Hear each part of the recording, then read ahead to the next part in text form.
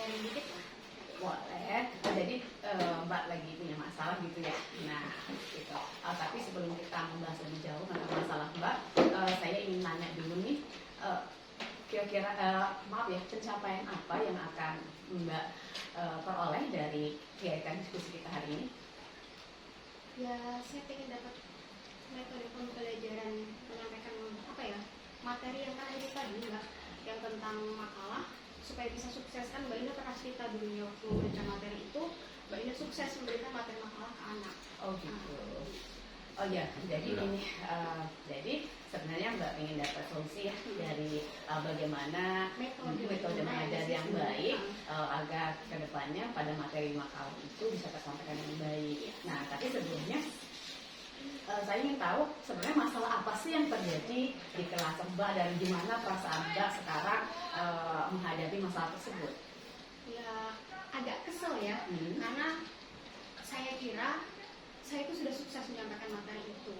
Tapi ini tadi waktu saya menerima tugas mereka, kok semua mengumpulkan, tapi pas saya baca makalah tersebut kacau kayak gitu. Jadi tidak sesuai dengan yang saya ajarkan. Jadi dari situ berarti apa yang saya sampaikan kemarin itu mereka hanya pura-pura paham, padahal pada kenyataannya mereka sudah berpaham. Oh gitu. Oke, baik. Kalau saya mendengar juga Mbak, berarti di sini anak-anak mengumpul makalah tapi tidak sesuai harapan dan kemudian ada yang tidak mengumpul juga kan gitu. Nah sekarang saya ingin tahu sih bagaimana Mbak mengajar. Jadi ketika memberikan materi tersebut, bagaimana proses pembelajaran yang terjadi di kelas? Coba Mbak ceritakan pada saya. Pas saya mengajar, mereka itu memerhatikan semuanya. Bahkan mereka itu, saya menganggap mereka itu sudah paham semua. Waktu saya tanya apakah masih ada yang belum paham, mereka tidak ada yang bertanya. Tapi mereka hening, maksudnya memperhatikan saya, apa yang saya sampaikan. Jadi saya simpulkan di situ mereka sudah paham. Pas saya memberikan tugas itu dikumpul, pas saya lihat hasilnya ternyata jauh dari yang saya inginkan.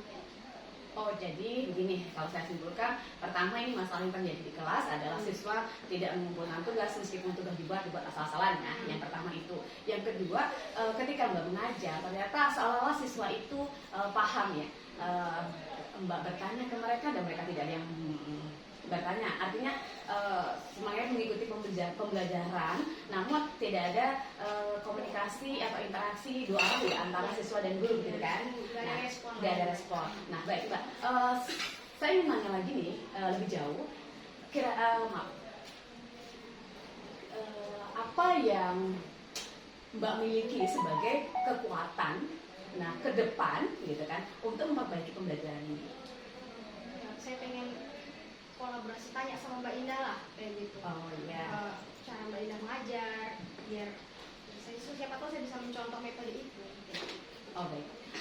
Jadi ingin berkolaborasi ya. Nah, saya kan sebagai guru fisika mungkin saya juga nanti akan bisa memberikan pengalaman. Namun karena status saya guru fisika, mungkin pengalaman yang saya berikan tidak sebaik guru yang linear dengan Mbak ya. Itu adalah guru bahasa Indonesia. Nah, kalau melibatkan guru bahasa Indonesia untuk membantu berkolaborasi dalam pembelajaran, siapa guru yang tepat untuk membantu Mbak? Ya Bu Eni atau Pak Ahmad sebagai wakil kurikulum, misalkan beliau juga mengampu bahasa Indonesia. Oke, berarti kita bisa berkolaborasi dengan beberapa guru ya. Jadi sebenarnya memang bagus ya kolaborasi dengan beberapa guru, karena guru-guru senior ini mereka sudah memiliki pemahaman bagaimana membelajarkan siswa, metode belajar yang baik, apalagi untuk materi makalah tersebut. Jadi dengan kolaborasi dengan senior, saya rasa pembelajaran yang akan datang akan lebih baik ya Pak ya.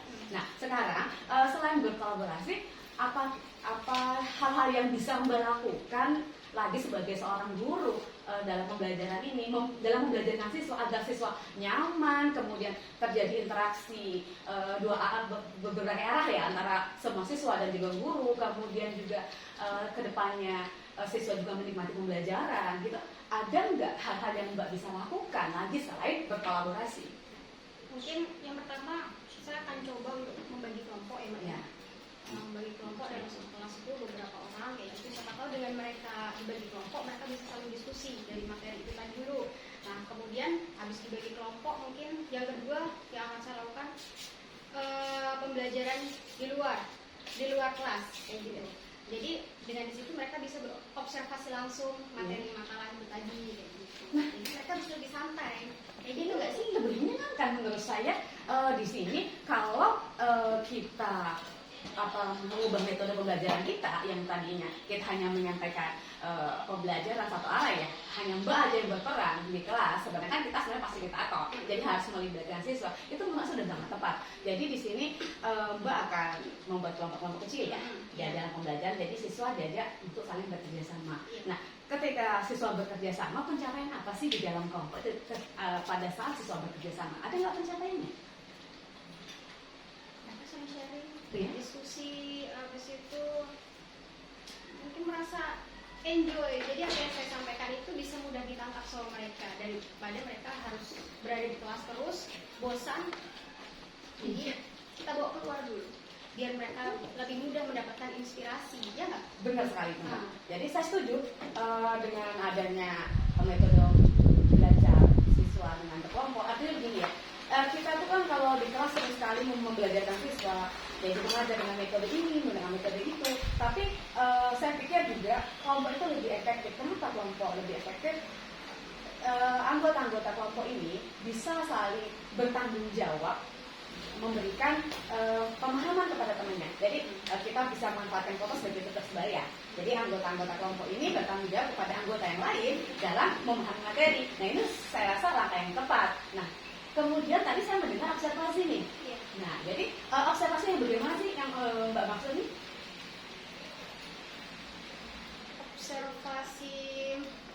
Observasi keluar ruangan. Oh, jadi membawa siswa keluar ruangan? Iya.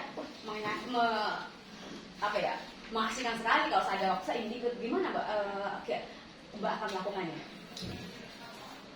Ya, yang pertama mungkin kan mereka sebelumnya sudah pernah mendapatkan penjelasan saya sedikit tentang observasi tentang materi makalah itu tadi. Iya. Kemudian saya bawa keluar supaya mereka lebih rileks lagi. Kemudian di pembagian kelompok di luar ruangan itu tadi, lalu mereka berdiskusi kira-kira judul makalah apa sih yang akan mereka ambil yang makalah tersebut ada di sekitar mereka. Oh, Jadi temanya tidak usah jauh-jauh, apa yang ada di sekitar mereka itulah yang akan mereka jadikan sebuah makalah. keren sekali ya. Saya pikir itu sangat efektif ya Mbak ya. Karena kalau kita menggunakan sumber-sumber belajar yang ada di dekat atau di sekitar siswa, kemudian mengajak siswa keluar dari lingkungan sekolah, ini akan menumbuhkan kreativitas. Apalagi ada kebebasan ya tadi menentukan ide-ide yang bisa digunakan untuk penulisan makalahnya. Iya. Nah kemudian Mbak, kalau mereka sudah melakukan diskusi di luar ruangan itu tadi, nanti pas pertemuan selanjutnya mereka bisa mempresentasikan di depan kelas dengan PowerPoint atau dengan video yang telah mereka buat kayak gitu. Cocok sekali. Berarti itu kalau saya pikir disimpulkan ini sebenarnya pembelajaran berdiferensiasi. Jadi kalau Mbak sudah memberikan kesempatan kepada siswa memilih materi untuk atau topik untuk membuat makalah sesuai dengan keinginan siswa, kemudian dekat dengan alam, yang kemudian dapat membangkitkan kreativitas siswa.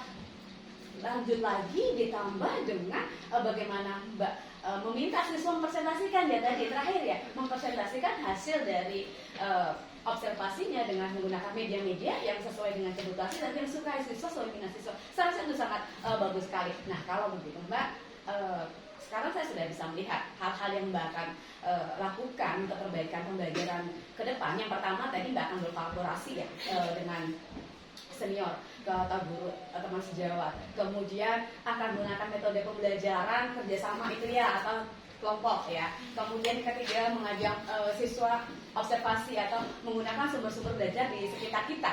Nah sekarang kapan nih rencana-rencana itu akan terrealisasi? Gitu. Secepatnya, mungkin kalau kelas kemarin itu udah ada yang saya masuk dengan metode yang kemarin, nah kelas yang sebelumnya yang belum terlaksana saya coba untuk menggunakan metode yang baru ini. Siapa tahu kelas yang lain lebih berhasil.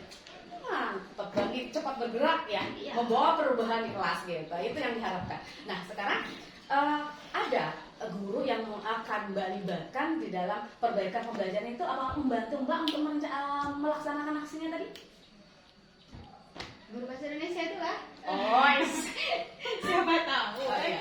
beliau bisa mau memberikan tambahan solusi lagi ya. Yakin saya kalau guru bahasa Indonesia kita memang top sekali. Ya, beliau juga kan sudah biasa membuat karya tulis ya. Pak Arlan tuh udah biasa dia berusaha dengan kata itu tepat sekali. Saya rasa orang yang akan membantu Mbak dalam berkolaborasi untuk perbaikan pembelajaran selanjutnya. Kemudian yang terakhir nih Mbak, saya ingin nanya bagaimana Mbak menjalankan komitmen itu? Bagaimana Mbak menjalankan komitmen atau menjalankan rencana tersebut? Jadi menjalankan komitmen, bagaimana tanggung jawab yang Anda lakukan untuk segera memperbaiki pembelajaran tersebut? Langsung kan ya Mbak.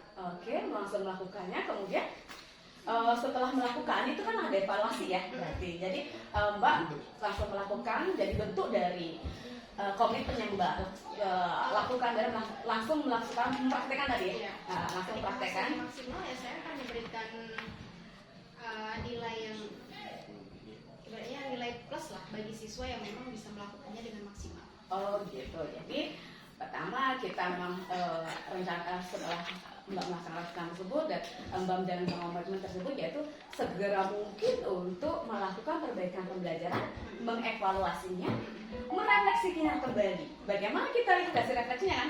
Tentunya kan refleksi terakhir setelah evaluasi kegiatan, kemudian kita refleksikan bagaimana perubahannya, ada nggak perubahannya?